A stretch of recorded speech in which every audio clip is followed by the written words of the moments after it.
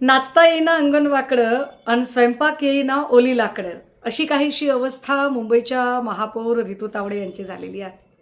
खरं तर मान्सूनपूर्व असणारी महापालिकेची कामं वेळेत पूर्ण झाली असती. विशेषतः मे महिन्यातच सगळ्या कामांची पाहणी पूर्ण झाली असती. म्हणजे पाण्याचे आउटलेट नीट आहेत का, सगळे मॅनहोल झाकलेले आहेत का, रस्त्यांची कामं डागडुजी व्यवस्थित झालेली आहे का, हे सगळं जर आधीच बघितलं असतं तर आत्ता रील्स काढण्याचीही वेळ आली नसती आणि विशेषतः पहिल्याच पावसात मुंबईची अशी दाणादाणही उडाली नसती.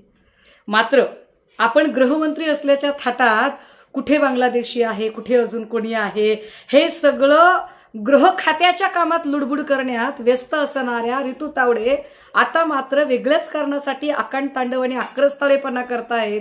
काय तर म्हणे पेडणेकर माझ्या दालनात आल्याच कशा, त्यांच्यावर गुन्हा दाखल करा, ट्रेसपासिंग करा. तावडेबाई, तुम्ही विसरताय का? तुम्ही ज्या किशोरीताईंबद्दल बोलत आहात त्या किशोरीताई याच मुंबई महापालिकेच्या महापौर राहिलेल्या आहेत. विशेष म्हणजे सध्या त्या विरोधी पक्षनेत्या आहेत. आणि त्याहीपेक्षा सगळ्यात महत्त्वाची गोष्ट काय आहे तर ती जागा ही तुमची स्वतःची खाजगी मालमत्तेची वास्तू नाहीये, तर जनसेवेची कामं तुम्हाला करता यावीत म्हणून सगळ्यांच्या सोयीसाठी असणारी तुमच्यासाठी निर्माण केलेली फक्त आसन व्यवस्था आहे. तेव्हा हे आकांड तांडव, हा कांगावा बंद करा.